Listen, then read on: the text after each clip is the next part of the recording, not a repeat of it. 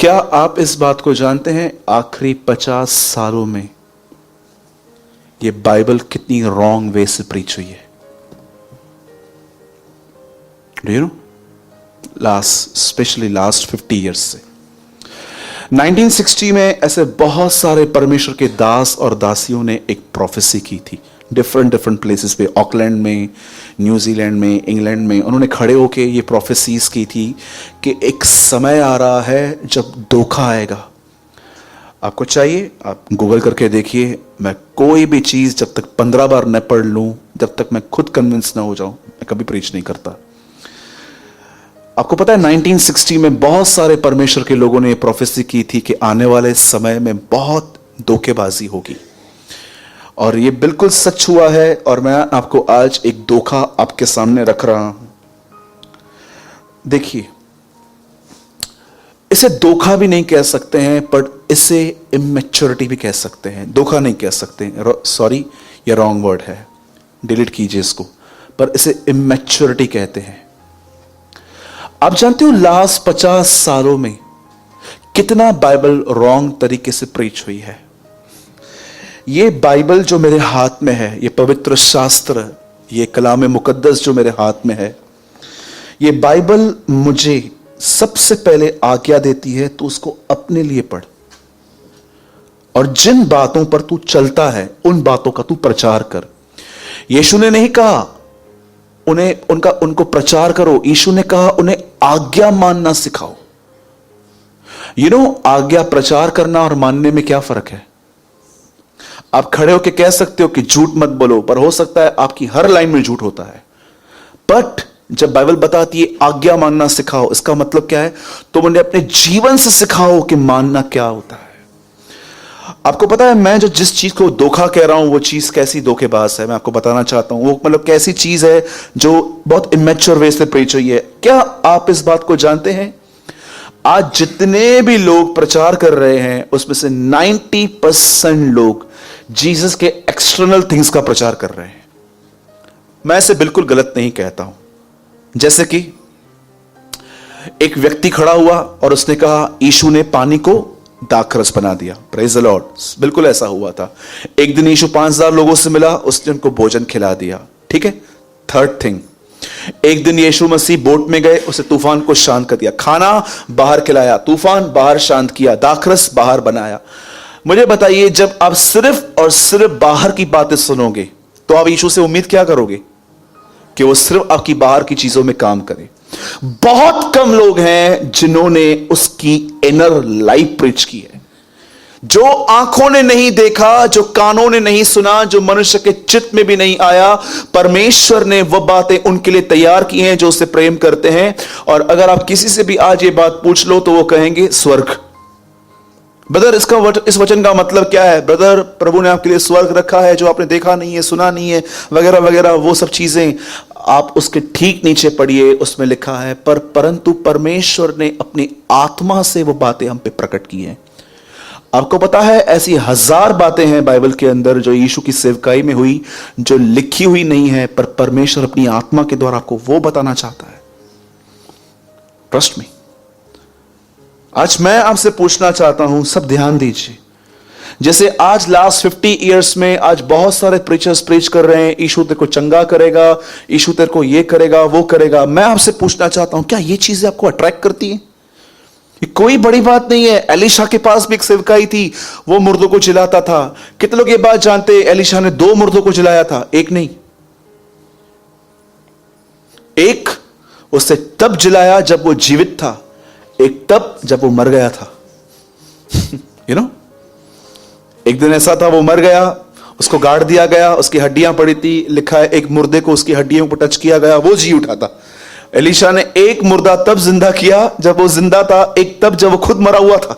उसके हड्डियों में अनॉइंटिंग थी, उसके हड्डियों में भी इतना अभिषेक था। बेनिन कहते हैं, कैथरीन कुलमन की कब्र पे मैं आज भी प्रभु की उपस्थिति महसूस करता हूं, क्योंकि लिखा है यहोवा के दासों की मौत उसकी नजर में बड़ी ही अनमोल है। यू नो, सोचो, इन लोगों के इस बात मरने के बाद भी प्रभु ने इनके आजू बाजू पहरा रखा था। आज बहुत हद तक बाइबल रॉन्ग वे से क्यों प्रीच की जा रही है, मैं आपको बताना चाहता हूं। वो इस वजह से क्योंकि हम सिर्फ और सिर्फ जीसस की एक्सटर्नल लाइफ प्रीच कर रहे हैं। सोचो, मैं आपसे पूछना चाहता हूं, जब आप इसे लेते हैं किस एक्सपेक्टेशन से ले रहे हैं? कि मैं देखूं कि यीशु ने ये किया, वो मेरे लिए ये करेगा? कि आप सच में एक चेले हो और आप हर प्रचार के अंदर ये देखते हो कि मेरा जीवन और इसकी तरह कैसे बन सकता है? पूछो अपने आप से, क्योंकि ये बहुत जरूरी है कि जो पौधा स्वर्गीय पिता ने नहीं लगाया है वो उखाड़ा जाए।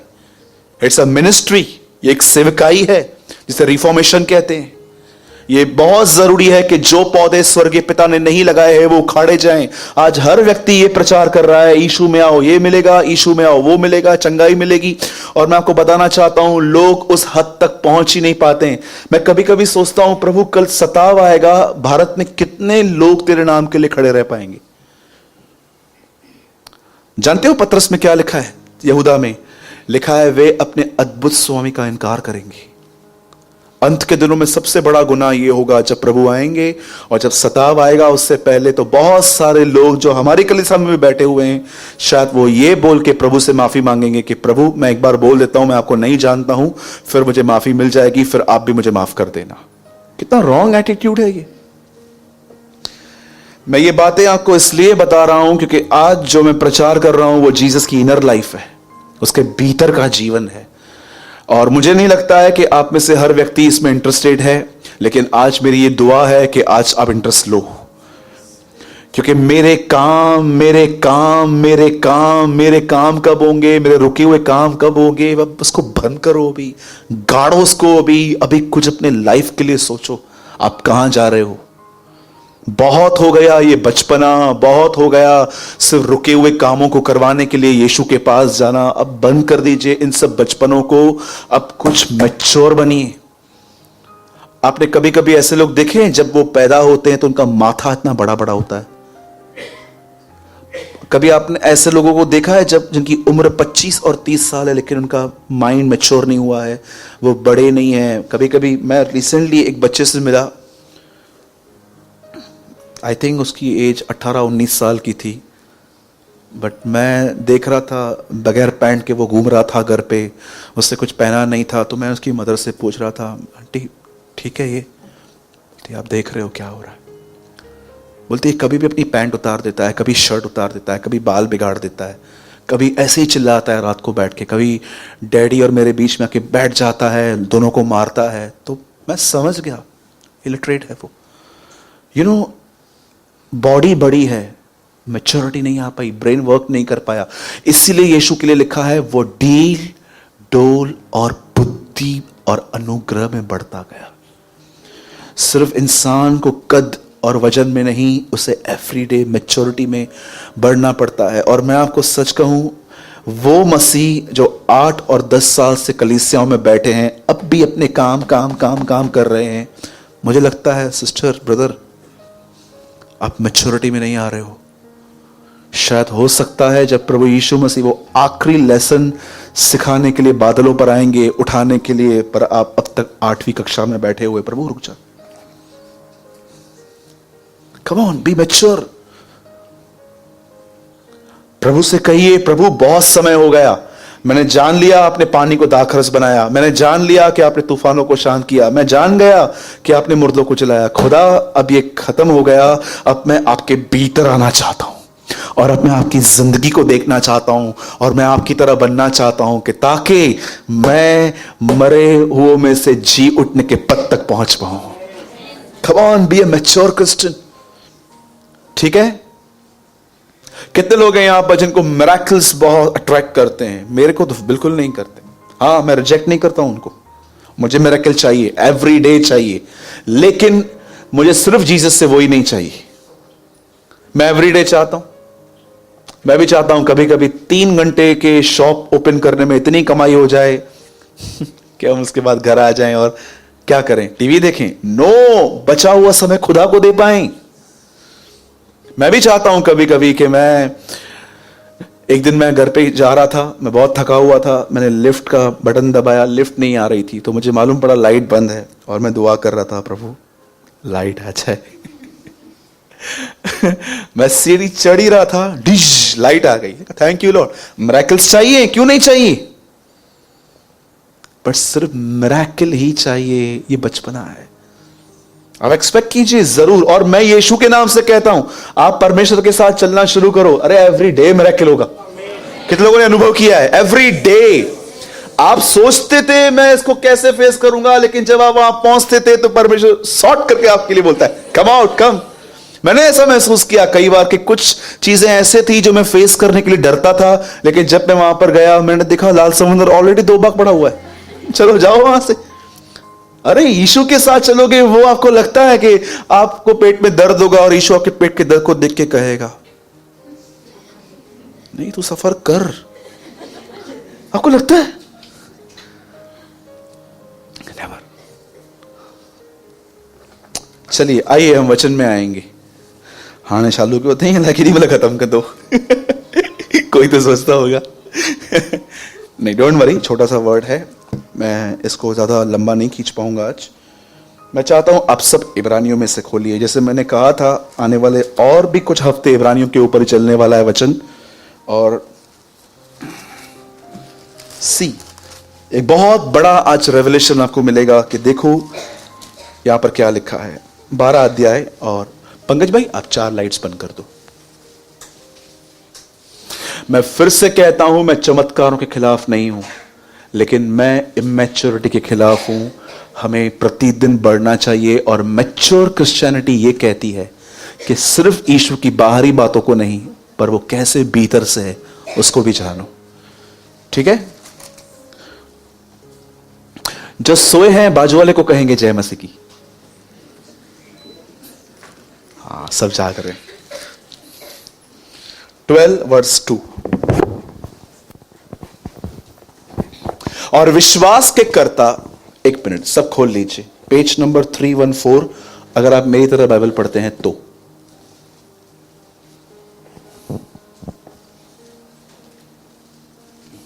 सबने खोल लिया? ओके। और विश्वास के कर्ता और सिद्ध करने वाले यीशु की ओर ताकते रहें। बोलिए ताकते रहें। जिसने उस आनंद के लिए जो उसके आगे धरा था, लज्जा की कुछ चिंता न करके क्रूस का दुख सहा, और सिंहासन पर परमेश्वर के दाहिनी ओर बैठ गया। बदल ERV। We must never stop looking to Jesus. He is a leader of our faith. एक वर्जन में लिखा है author, and he is the one who makes our faith complete. He suffered death on a cross, but he accepted the shame of the cross as if it were nothing, because of the joy he could see waiting for him, and now he is sitting at the right side of God's throne. Praise the Lord. Hindi लगा दो। आइए मैं आपको कुछ explain करना चाहता हूं आज इस वचन के ऊपर। शायद ये वचन जो इब्रानियों 11 पढ़ चुके हैं उनको बहुत अच्छे से समझ में आएगा।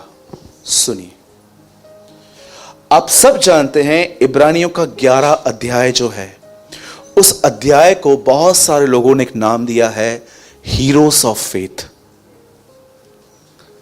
विश्वास के नायक।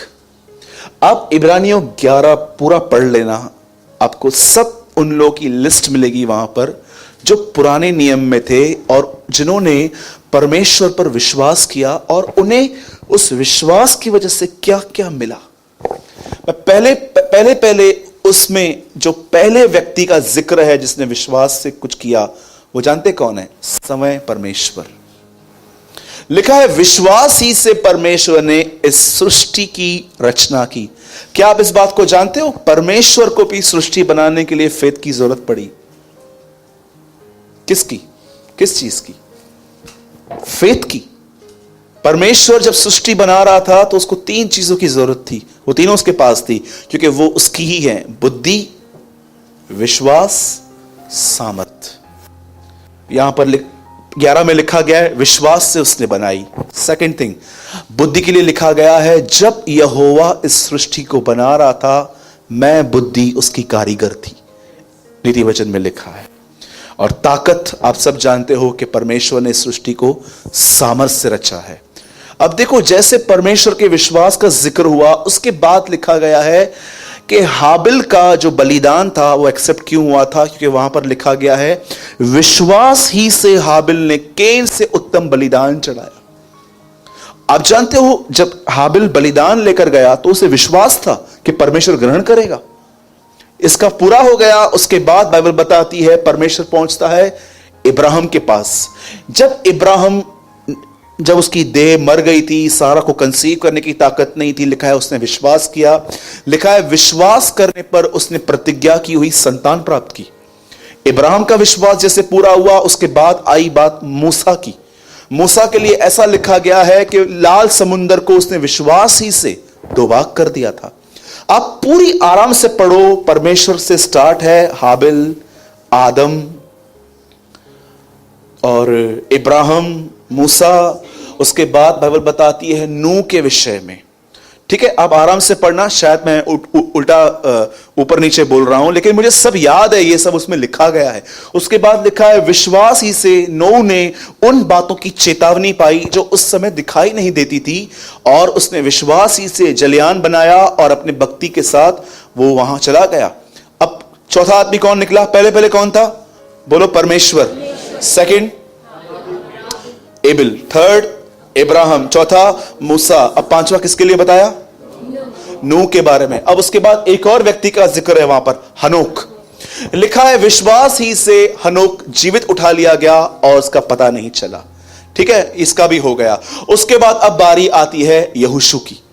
लिखा है विश्वास ही से उन्होंने शहरपनाह गिराई, जैसे एकदम वो पापड़ के पत्तों की तरह वो खत्म हो गई वहां पर। अब देखो, यहां देखो, ध्यान दो, जितने भी लोग वहां पर लिखे हैं, उसके बाद लिखा है उन्होंने धर्म से राज्य जीते, उन्होंने स्त्रियों ने अपने मरे हुए बच्चों को फिर से वापस पाया, उन्होंने ये किया, राज्य जीते, धर्म के काम किए, और सिंहों की मान से छुड़ाए गए, मुंह से छुड़ाए गए।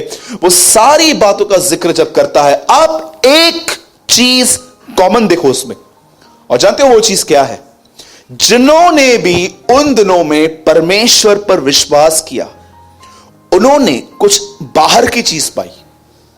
इब्राहिम ने इसहाक पाया, मूसा ने विश्वास किया, लाल समुंदर दो भाग हुआ, हाबिल ने विश्वास किया, बलिदान दिया। पर आपको पता है ये पूरा अध्याय जब पूरा ही होने वाला था, इस अध्याय का आखिरी वचन क्या है? बता 11 का लास्ट वर्ड लगाइए और देखिए इस अध्याय का अंत कहां होता है। लास्ट है 39 लगाइए। संसार उनके योग्य न था और विश्वास ही के द्वारा इन सब के विषय में अच्छी गवाही, तो भी उन्हें प्रतिज्ञा की हुई वस्तुएं न मिली। आगे, क्योंकि परमेश्वर ने हमारे लिए पहले से एक उत्तम बात ठहराई थी। अब ये उत्तम बात क्या है? परमेश्वर पुराने नियम के इतने सारे लोगों का एग्जाम्पल देके कहता है, इनमें से किसी को निहारने की जरूरत नहीं है, मैं तुम्हें इससे उत्तम चीज दूंगा। न इब्राहिम को देखने की जरूरत है, न इसहाक को, न याकूब को, न मूसा को, न सैमुएल को, न हबक्कू को, किसी को भी निहारने की जरूरत नहीं है। अब मैं तुम्हारे लिए इससे एक उत्तम चीज लेकर आऊंगा। और देखो, जब वो उत्तम चीज इस पृथ्वी पर आई, 33 साल यीशु मसीह हमारे बीच में आया, और देखो अब जो उसने 33 साल जिंदगी जी, उस 33 साल की जीवन का जिक्र एक वचन में क्या किया गया है यहां पर। देखो, वही सेम वर्ड लगाइए। और विश्वास के कर्ता और सिद्ध करने वाले यीशु की ओर ताकते रहो, जिसने पानी को दाखरस बनाया, लाजर को जिलाया, पतरस को 153 मछलियां पकड़ के दी, उसकी सांस को चंगा किया, उसको पानी पे चलने की ताकत देती। क्या आप इस बात को जानते हो, पुराने नियम के हर आदमी ने जिसने खुदा पर ईमान रखा, परमेश्वर पर विश्वास किया, उन्हें बाहर की चीज मिली। लेकिन जब नई वाचा में यीशु मसीह आया और देखो जब उसका जिक्र हुआ तो उसको ऐसा लिखना चाहिए ना, आओ हम अपने विश्वास के कर्ता और सिद्ध करने वाले यीशु की ओर ताकें, क्योंकि उसने पानी को दाखरस में बनाया, लाजर को चिल्लाया, उसने पानी को यह बना दिया, वो किया। आप मुझे बताइए उसके जीवन के जितने भी उसने चमत्कार किए, एक जिक्र नहीं है यहां पर। जानते हो जिक्र किस बात का आया? उसकी सहने की ताकत का, हिज लाइफ। जितने भी लोग यहां पर बैठे हैं, मैं आपसे पूछना चाहता हूं, आइए, कितने लोगों ने यह रहस्य पढ़ा है जो अब मैं कह रहा हूं? यीशु मसीह इससे पहले के पृथ्वी पर आए, उससे पहले 4000 साल के युग में वो पिता के साथ था। 1:26 में जब प्रभु दुनिया बना रहा था तो कहता है आओ हम मनुष्य को बनाएं। 17:5 यूहन्ना में यीशु कहता है पिता अब मेरी महिमा कर और उस महिमा से जोड़ जो जगत की उत्पत्ति से तेरी मेरे साथ थी। 4000 साल तक खुदावंत और यीशु साथ थे, वो पिता और वो उसका पुत्र। आपको पता है बाइबल क्या बताती है? शायद ये सच्चाई आपका दिमाग फेर देगी।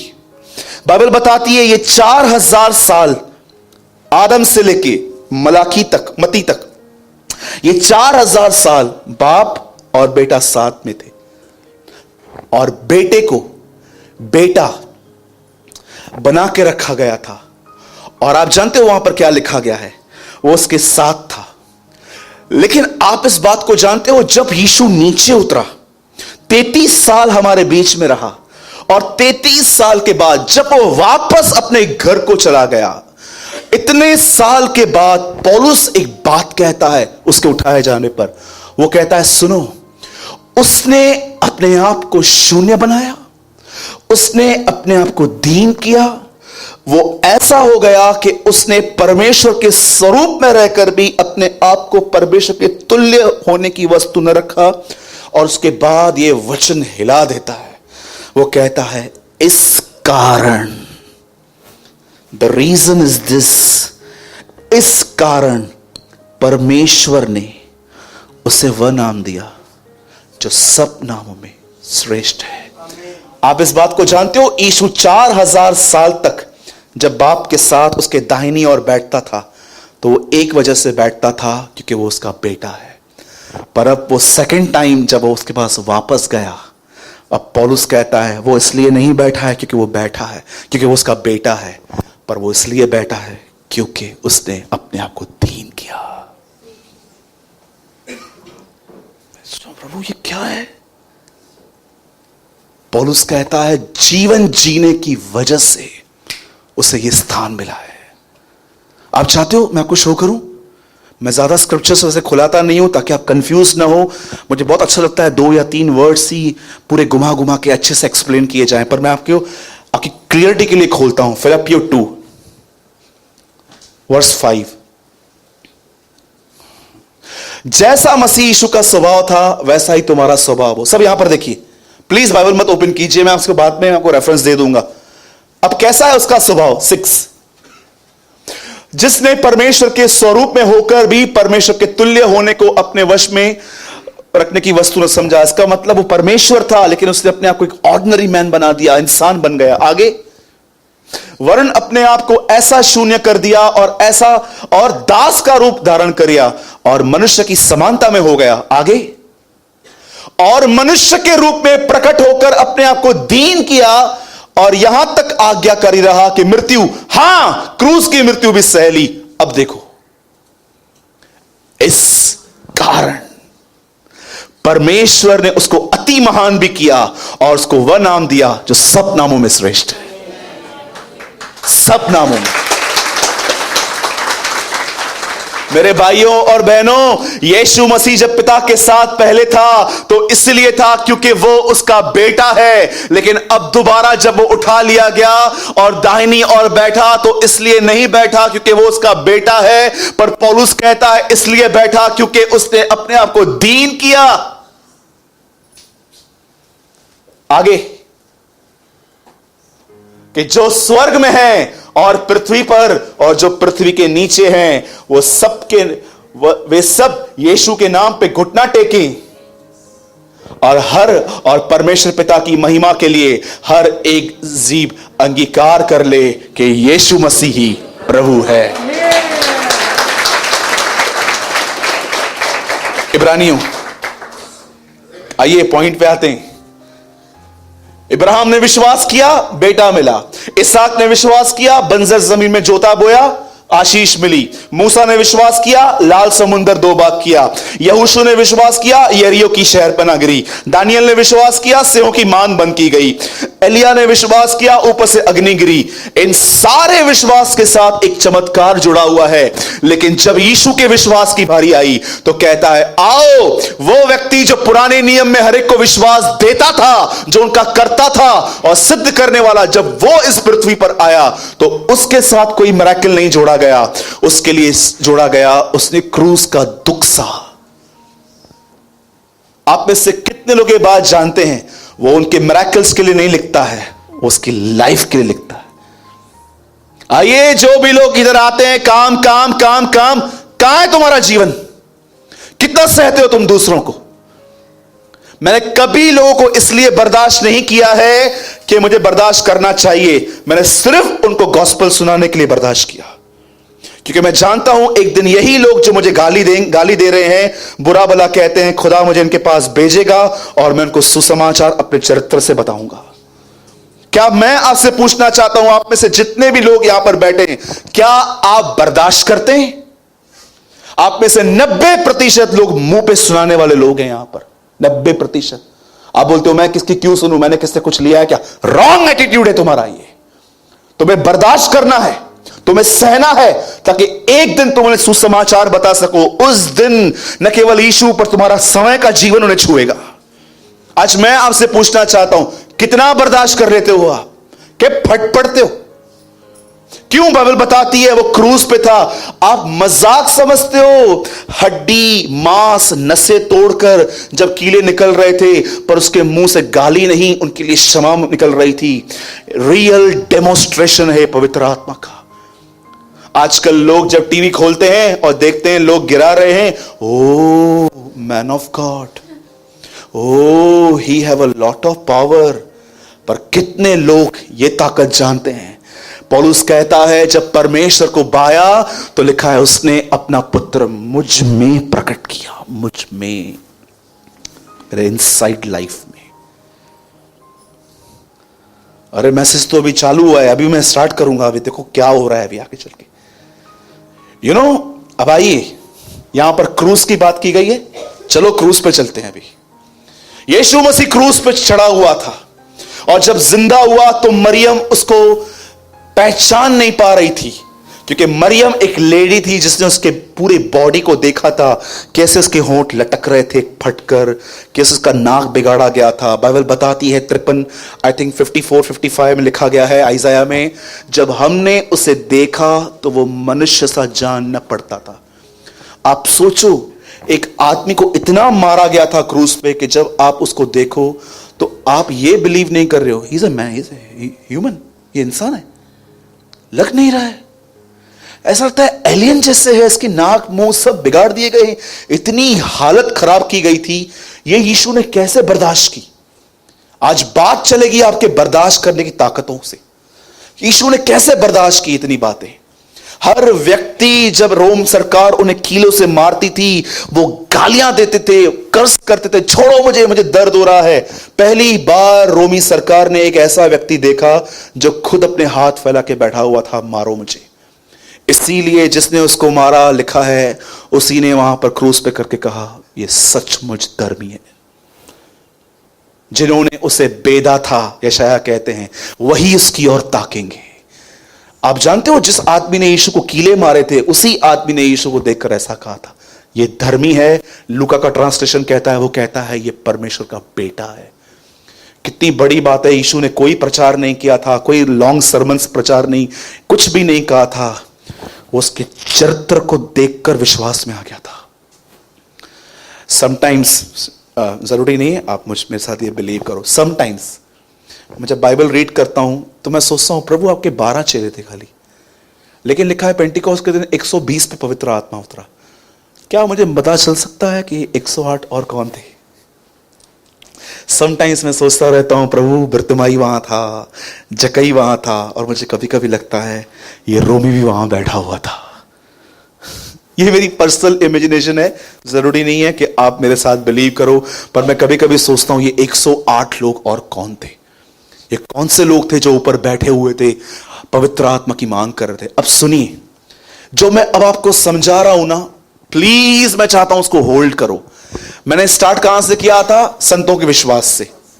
वहां से बात कहां पर आई? यीशु मसीह पर। अब बात कहां पर आई? क्रूस पर। अब क्रूस से पहले क्या हुआ था? यीशु ने पुराने नियम में जितने भी लोगों ने विश्वास किया उन्हें चमत्कार मिला। नए नियम में यीशु मसीह आए और उनके लिए लिखा गया है, उनके लिए लिखा गया है उनको सहने की ताकत थी। ये ताकत वो बता रहा है क्रूस पे दिखाई गई, क्रूस का दुख सा।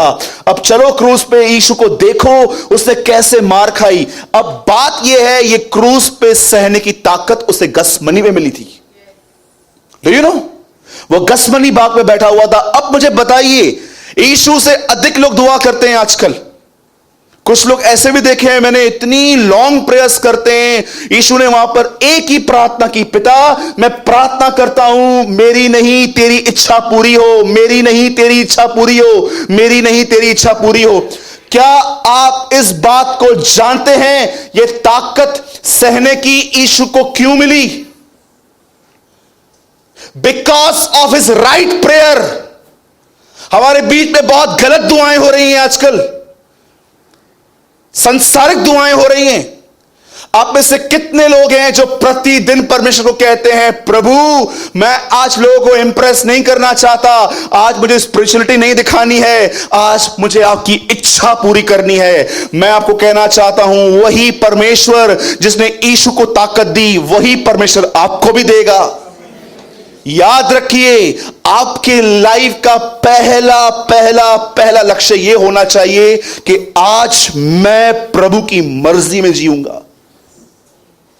किधर की कहां वो बात लेके गए हैं। पुराने नियम से वो चालू कर रहा है, कहता है इन्होंने विश्वास किया, इन्हें मिरेकल मिला। उसके बाद वो यीशु की सहने की ताकत की बात कर रहा है। सहने की ताकत गॉस्पल्स में बताई गई है कि गॉस्पल यीशु मसीह के लिए बताता है लूका में कि मरने से पहले उसने रात भर दुआ की थी और उसने दुआ में ये शब्द कहे थे, मेरी नहीं आपकी इच्छा पूरी हो। मैं आपको बताना चाहता हूं, यहां देखिए,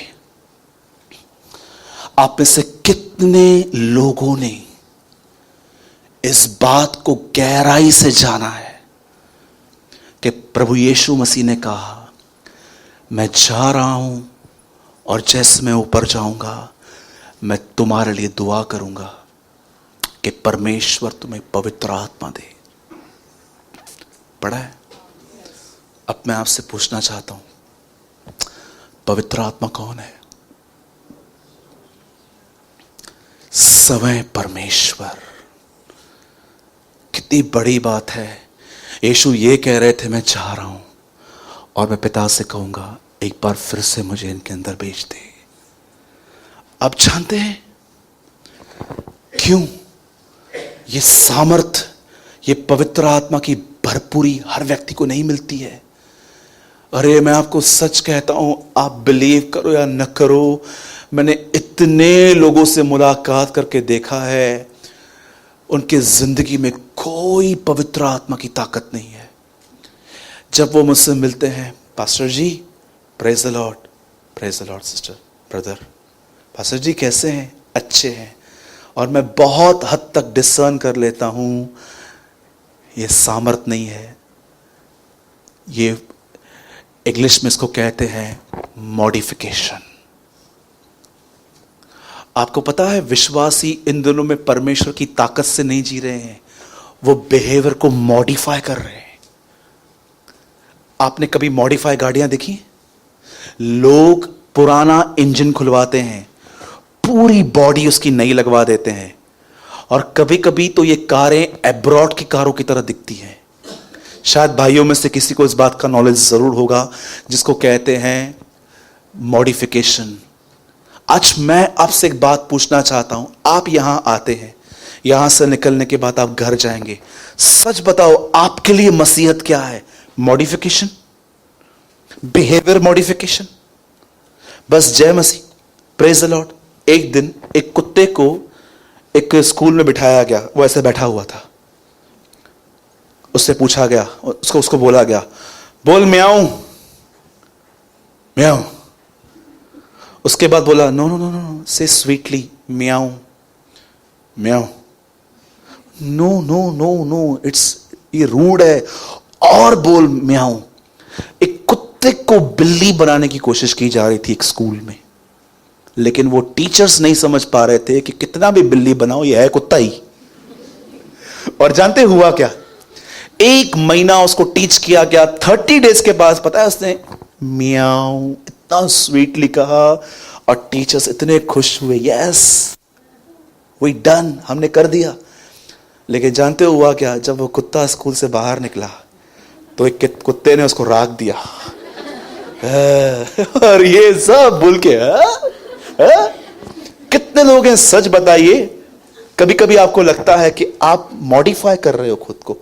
पास्टर के सामने आओगे, हाथ मिलाओगे, जय मसीह। कभी कभी मैं कुछ लोगों से मिलता हूं तो मैं उनको बोलता हूं ब्रदर जय मसीह, वो बोलते हैं जय मसीह। ब्रदर जय मसीह, जय मसीह। ब्रदर आहिस्ते क्यों बोल रहे हो? दुआ करके आया हूं। मतलब मेरे को तो लगता है मैंने सालों से नहीं की है, लगता है जैसे तू ये प्रेजेंट करने। लोग इतना बिहेवियर को मॉडिफाई करते हैं, मैं आपको सच कहता हूं, और मैं आपको सच कहता हूं, ये हो सकता है आप भी करते हो। सच बताओ, अगर जब आप आराधना में अपने हाथ उठाते हो, इसलिए उठाते हो क्योंकि मैंने कहा हाथ उठाओ, कि सचमुच प्रेम में उठाते हो? एक दिन वो जो सिस्टर बैठे ना येलो ड्रेस वाले, यहां पर एक बहन बैठी थी। जब हमने नया नया चर्च स्टार्ट किया था 1 साल पहले, यहां पर नए हॉल में आए तो एक बहन अपने बच्चे को लेकर आई थी। बच्चा थोड़ा नटखट था, एक जगह पर रुकने की उसको आदत नहीं थी, और ये बहन आराधना कर रही थी, प्रभु तू महान है, प्रभु तू दयालु है, अनुग्रहकारी है। हम गीत गा रहे थे कोई, तो उसका बच्चा इसका कुर्ता खींच रहा था, मम्मी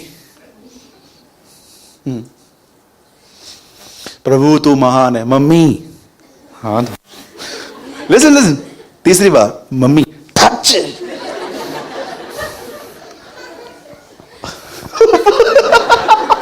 She also laughed.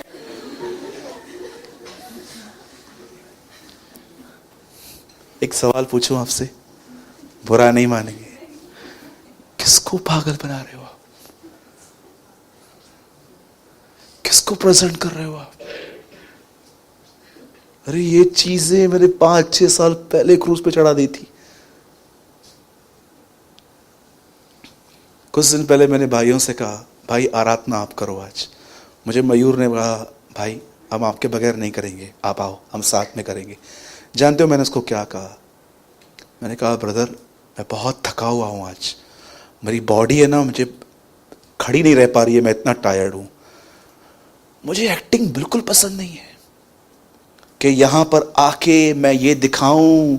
मुझे लगा कि शायद मैं नहीं कर पाऊंगा आज का दिन, कोई बात नहीं, परमेश्वर का प्रेम मेरे लिए बदलने वाला नहीं है कि अगर मैंने एक दिन आराधना नहीं की थी तो वो खड़ा हो जाएगा, मैं नाराज हूं, तू क्यों नहीं आया आज।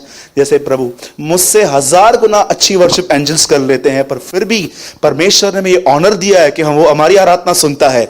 पर मैं आपको बताना चाहता हूं, बिहेवियर मॉडिफिकेशन से बाहर आओ, रियलिटी में जियो। एक व्यक्ति क्रूस पे मरा, इब्रानी का लेखक उसके जीवन के विषय में कहता है उसने क्रूस का दुख सहा। अगर क्रूस के विषय में पढ़ो तो उसने इतनी मार खाई वहां पर, और वो मार खाने की ताकत उसे कुछ समय पहले मिली जब उसने ये दुआएं की, मुझे आपकी इच्छा पूरी करनी है। तो ये जान लो, परमेश्वर की सामर्थ उनकी है जो प्रभु की मर्जी में जीना चाहते हैं। आइए, आप में से कितने लोग हैं यहां पर, आइए लड़कियों को अट्रैक्ट करने की कोशिश करते हैं, आपकी दाढ़ियां, आपके बाल, आपके चलने फिरने के तरीके सिर्फ आप लोगों को इंप्रेस करने की। आज मैं आप बहनों को पूछना चाहता हूं, कहीं ऐसा तो नहीं है कि आप अपने हस्बैंड को छोड़ किसी और को इंप्रेस करने की कोशिश कर रहे हो? पूछो अपने आप से, आस्क योरसेल्फ। बिलीवर्स इन दिनों में जीसस की तरह नहीं, इनसाइड वो वर्ल्ड की तरह हैं, पर बाहर से वो यीशु की तरह दिखाई देते हैं। कितने लोग ये बात जानते हैं, 666 की चिप जो आजकल चर्चाएं चल रही हैं, वो कहां लगाई जाएगी? कुछ लोग कहते हैं सर पर, कुछ लोग कहते हैं हाथों पर। खैर ये विषय नहीं है, क्योंकि जिसको लगानी है वही इसका नॉलेज पाने की कोशिश करते हैं। हमें से किसको नहीं लगेगी, डोंट वरी। कभी कभी लोग इसके विषय में आते हैं। तो किसी ने मुझसे पूछा, बता 666 की चिप एक्चुअली है क्या, मुझे बताओ। मैंने कहा आपको लगानी है क्या? People are so crazy in these days, ऐसी सी बातों की वो खोज कर रहे हैं। मैं उनको बोलता हूं यार वो लोग देखे ना जो लोग लगवाना चाहते हैं। अरे हम तो चले जाएंगे उसके साथ, हम उसके साथ रहेंगे, हम पर एक चिप नहीं लगेगी। उसके पिता और उस मेमने का नाम हमारे सरों पे लिखा जाएगा। कितने लोग ये बिलीव करते हैं एक दिन उस परमेश्वर पिता और उस मेमने का नाम आपके ऊपर लिखा जाएगा? ये सब नहीं आएंगी हमारे ऊपर, हम उसके साथ रहेंगे। लिखा है प्रकाशित वाक्य में, उसके पिता और उस मेमने का नाम उनके सरों पे लिखा जाएगा। ये चिप नहीं लगेगी हमारे ऊपर। इन सब बातों के पीछे मत जाइए। लोग इन दिनों में इन सब चीजों को ढूंढने में लगे पड़े हैं। यीशु ने कहा समयों और कालों को जानना तुम्हारे बस की बात नहीं।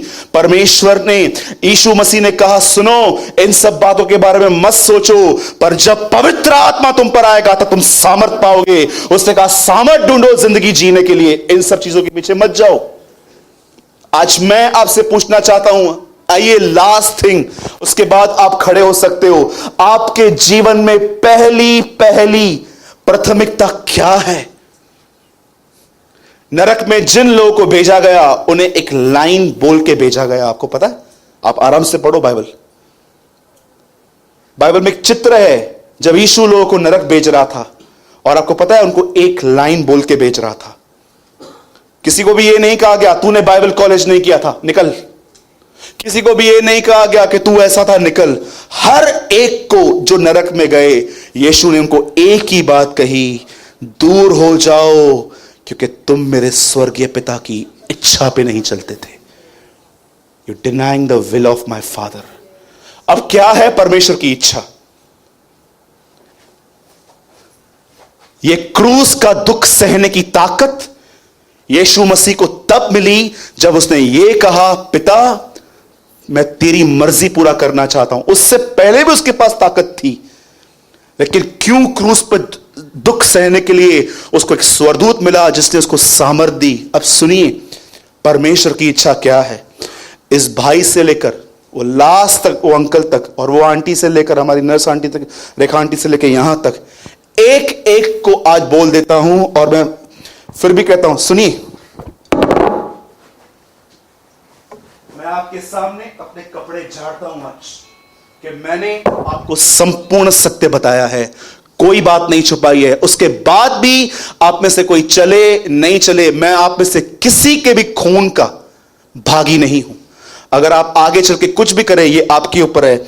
ये कपड़े मैं आपके सामने शर्ट ओपन आउट कर रहा हूं एक रीजन से। आज मैं आपको शंटिंग करके बता रहा हूं। ये आप हमेशा याद रखना कि भाई ने एक दिन अपनी शर्ट आउट करके इस तरह से हमको सिखाया था कि ये प्रभु की मर्जी है। आप में से प्रत्येक व्यक्ति के ऊपर परमेश्वर की एक मर्जी है, और वो मर्जी है हर दिन यीशु की तरह जिंदगी जीना। That is a will of father.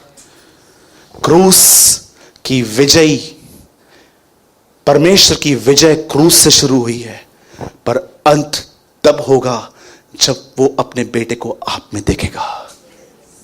That is a will of father. परमेश्वर चाहता है हम वैसे बोलें जैसे यीशु बोलता था। परमेश्वर चाहता है हम वैसे सोचें जैसे यीशु सोचता था। परमेश्वर चाहता है हमारा उठना बैठना वैसा हो जैसा यीशु का था। परमेश्वर चाहता है पैसों में हमारी डीलिंग्स वैसी ही हो जैसे यीशु की थी। परमेश्वर चाहता है हम बहनों से उतनी पवित्रता से चलें जितना यीशु चलता था। परमेश्वर चाहता है कि हम कमजोरों को वैसे ही संभालें जैसे यीशु संभालता था। यह प्रभु की मर्जी है और याद रखना, सामर्थ सिर्फ उनकी है। कितनी बड़ी बात है, जिसने दुष्ट आत्मा निकाली, जिसमें से दुष्ट आत्मा निकाली वो स्वर्ग चला गया, पर जिसने दुष्ट आत्मा निकाली उसे कहा गया निकल यहां से। हाउ पेनफुल ना। उस दिन बहुत लोग यीशु ने कहा मेरे पास आकर कहेंगे हमने आपके नाम से ये किया वो किया वो किया ये किया। कितनी बड़ी बात है, जिसमें से दुष्ट आत्मा निकाली वो स्वर्ग चला गया, जिसने निकाली वो रह गया। कितनी बड़ी वार्निंग है हम मसीहों के लिए जो बहुत अपने आप को प्रिटेंड करते हैं वी आर क्रिश्चियंस।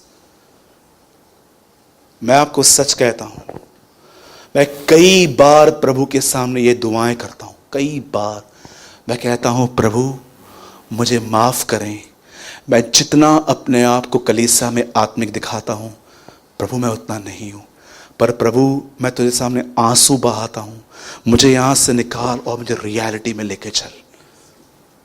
जब मैं अपनी ऑनेस्ट प्रेयर खुदा को देता हूं और मैं ये महसूस करता हूं वो अपना अभिषेक मुझसे नहीं लेता है, वो उसको मेरे ऊपर बनाए रखता है। आज मैं आपसे पूछना चाहता हूं एक आखिरी बार, लिसन, मैं चाहता हूं आप सब बाइबल बंद करो, यहां देखो।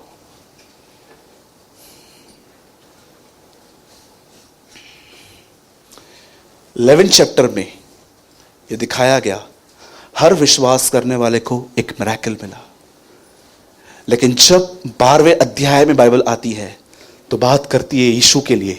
उसके साथ कोई मिरेकल नहीं जोड़ा गया, उसके जीवन की एक बात यहां पर दिखाई गई कि उसने क्रूस का दुख सहा।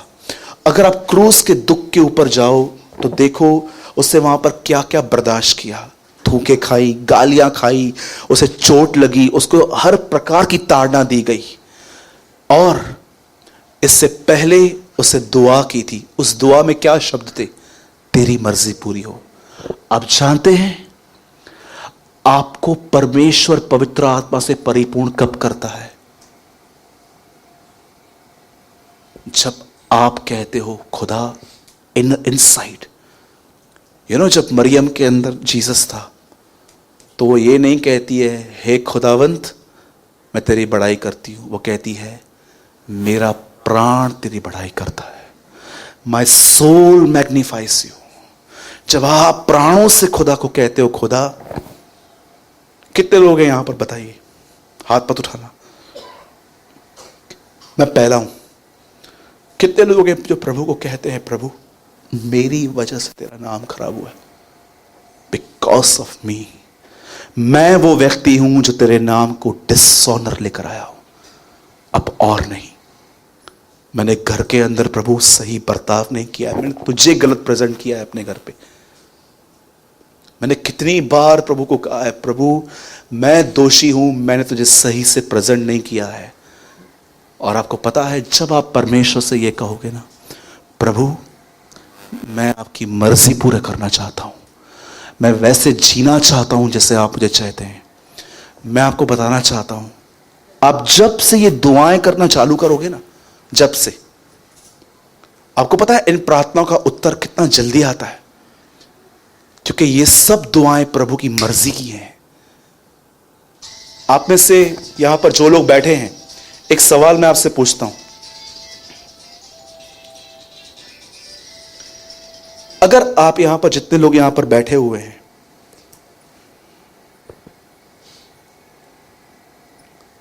आप जानते हैं इन दिनों में आजकल जैसे चेतन भाई ने बताया सट्टा बैटिंग, क्रिकेट पे लोग पैसे लगाते हैं। मुझे बताइए जब आप अगर प्रभु से यह कहोगे प्रभु मैं दुआ करता हूं आज मैं पैसे लगाने वाला हूं मुझे ब्लेसिंग देना, आपको फेथ आएगा? क्यों?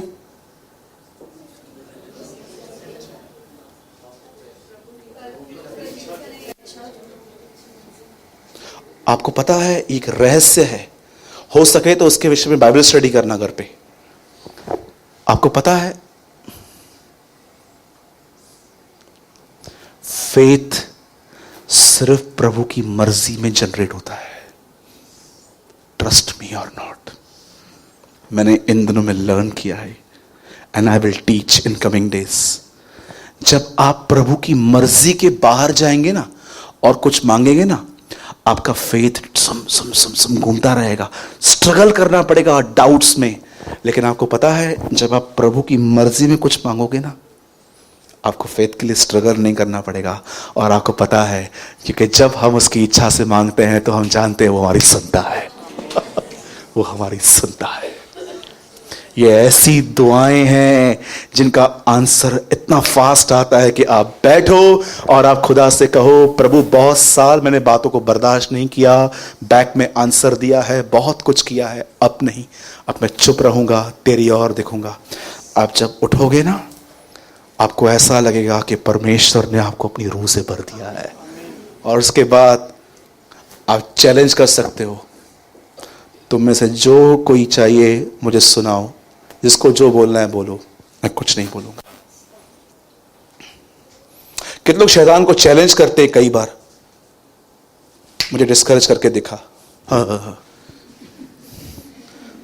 बोलिए, कितने लोग हैं, कितने भाई लोग हैं यहां पर जो दुष्टात्मा को कह सकते हैं मुझे डिस्करेज करके दिखा दो? कितने लोग ये कहते हैं शैतान को, मैं तुझे परेशान नहीं करूंगा, तू मुझे परेशान मत कर।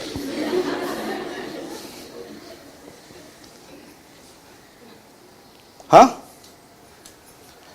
बोलो। एक आदमी का बुक पढ़ा मैंने इन दिनों में, यीशु को नहीं जानता है, वो अपने किताब में लिखता है मैं सो एंड सो का चेला हूं, और उसके बाद कहता है 1000 लोग मेरे सामने आओ, मुझे गुस्सा दिला के दिखाओ।